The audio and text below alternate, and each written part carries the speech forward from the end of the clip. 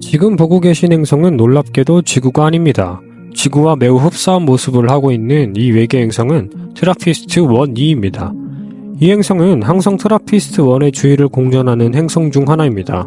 트라피스트-1은 지구에서 물병자리 방향으로 약 40광년 떨어져 있는 온도가 아주 낮은 적색 외성입니다. 이 별은 태양 질량의 9% 정도로 아주 작은 꼬꼬마 크기의 적색 외성인데요. 이 정도의 크기의 별치고는 이례적으로 7개의 행성이 주위를 공전하고 있습니다. 마치 태양계처럼요. 이 행성들이 주목을 받는 이유는 모두 지구와 같은 암석 행성이고 표면의 온도가 100도 이하로 생명체가 살만한 환경을 가지고 있기 때문입니다. 그래서 제임스 웹이 가장 먼저 관측할 대상으로 주목을 받았죠. 그러면 저 행성들은 어떻게 관측을 하는 걸까요? 외계 행성들은 별과는 다르게 광원이 워낙 약해 직접적인 사진을 찍을 수는 없습니다. 가장 흔하게 쓰는 방법이 트랜짓을 통해 관측하는 건데요. 외계 행성이 별을 가리고 지나갈 때 별빛이 어두워지는 것을 통해 행성의 존재를 파악합니다.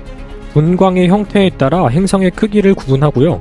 행성이 별 앞을 지나가는 시간을 측정해 행성의 공전 속도나 공전 궤도 크기, 행성 사이의 거리 등을 알아내는 것이죠. 이 데이터를 바탕으로 가스 행성인지 암석 행성인지도 알 수 있다고 합니다. 외계 행성에 대기가 존재한다면 별빛의 일부는 대기권을 통과해서 날아오겠죠. 그 과정에서 대기가 별빛의 일부를 흡수하는데 화학선분들마다 특정한 파장이 존재하고 흡수된 별빛의 스펙트럼을 분석해보면 외계 행성의 대기 여부와 구성 요소를 알아낼 수 있는 겁니다. 이런 데이터들을 여러 번에 걸쳐 수집하고 이것을 슈퍼컴퓨터를 통해 합성하여 우리가 보는 행성의 모습이 만들어집니다. 그러면 정말 트라피스트-1계에는 외계 생명체가 살만한 환경이 조성되어 있을까요? 트라피스트-1계에서도 가장 지구와 흡사한 행성은 트라피스트-1E입니다. 크기는 지구의 0.91배, 질량은 0.71배 정도로 지구와 매우 흡사합니다.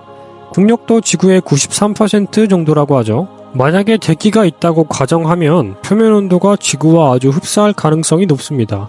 그렇다면 물도 존재할 것이고요. 그렇다고 긍정적인 요소만 있는 건 또 아닙니다. 트라피스트-1계는 워낙 공전 주기가 짧아 조석이 고정되어 있을 가능성이 높습니다. 조석 고정이란 낮과 밤이 고정되어 있다는 건데요. 즉 행성의 절반은 너무 뜨겁고 나머지 절반은 너무 추울 가능성이 높습니다. 생명체가 생존하기에는 썩 좋은 환경은 아닌 것이죠. 하지만 학자에 따라 낮과 밤이 공존하는 중간 지역에는 온화한 기후를 유지할 것이고 그 면적이 넓지는 않지만 생명체가 거주하기에 유리한 환경이 조성되어 있을 가능성도 있다고 합니다. 또 이 행성들은 공전 궤도가 워낙 작다 보니 조석 고정뿐만 아니라 항성에서 뿜어져 나오는 플레어, 항성풍에 큰 영향을 받는다는 문제도 있습니다. 지구의 경우는 대기층이 태양에서 뿜어져 나오는 자외선을 막아주어 인간이 생존할 수 있는 환경이 만들어졌죠. 생명체가 존재할 환경이 만들어지기 위해서는 대기의 존재가 필수적이라고 할 수 있습니다. 그나마 다행히 트라피스트-1은 워낙 작은 적색 외성이고 플레어나 태양풍이 다른 항성들에 비해 미약한 편이라 여전히 기대를 걸어볼 만하다고 합니다. 자, 이제 각설하고 제임스 웹의 트라피스트-1계에 대한 관측 결과에 대해 말씀드리겠습니다. 제임스 웹은 트라피스트-1b, G, H를 관측했는데요.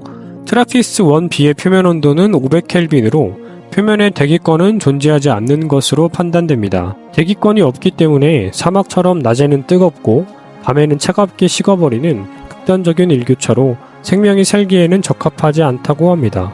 우려했던 대로 중심별에 너무 가까이 있는 탓에 별에서 분출된 황성풍으로 대기가 날아간 것으로 추측됩니다.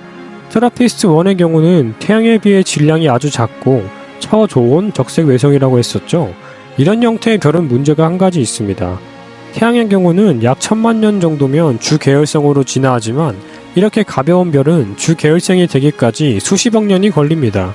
그 시간 동안 뿜어낸 항성풍들이 주변 행성의 대기를 전부 날려버리는 겁니다. 그럼 외곽을 돌고 있는 트라피스트 G와 H는 어떨까요? 아쉽게도 둘 모두 대기가 발견되지는 않았습니다. 이 두 행성은 천왕성이나 해왕성 같은 가스 대기를 가진 행성일 것이라고 추정해왔습니다.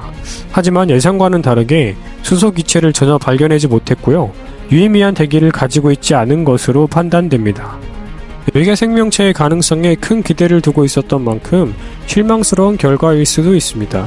하지만 이번에 제임스 웹이 관측한 것은 행성 표면의 두꺼운 대기를 관측하는 방법이었고 지구처럼 얇은 대기층에 대한 관측은 이루어지지 않았다고 합니다. 되려 수소기체가 전혀 발견되지 않았다는 것은 목성처럼 인간이 거주할 수 없는 가스 행성이 아닌 지구와 유사한 암석 행성의 형태를 유지하며 얇은 대기권을 형성하고 있을 가능성을 보여주는 지표가 될 수도 있다고 합니다. 그런 점에서 아직은 슈퍼지구의 존재 여부에 대해 실망하기에는 이른 단계라고 합니다. 제임스 웹의 수명이 아직 20년 남아있기 때문에 그동안 관측을 통해 더 유의미한 데이터들을 받아볼 수 있을 것입니다. 자, 그럼 이런 행성을 보면 거리가 40광년이고 어차피 갈 수도 없는데 무슨 의미가 있냐고 생각하실 수도 있는데요. 일론 머스크가 미래를 대비해 화성에 가려고 하듯이 미래의 인류를 위해 현 인류가 남겨놓는 유산 정도라고 생각하시면 될 것 같습니다. 물론 이를 통해 우리가 느끼는 바는 지구라는 환경이 이 무한한 우주 안에서도 기적에 가까운 환경이라는 것이죠. 그리고 그 지구를 잘 가꾸고 지켜나가는 것이 당연히 우선되어야 할 것입니다. 지금까지 크롱의 잡학사전이었고요. 다음에 더 유익한 영상으로 돌아오도록 하겠습니다.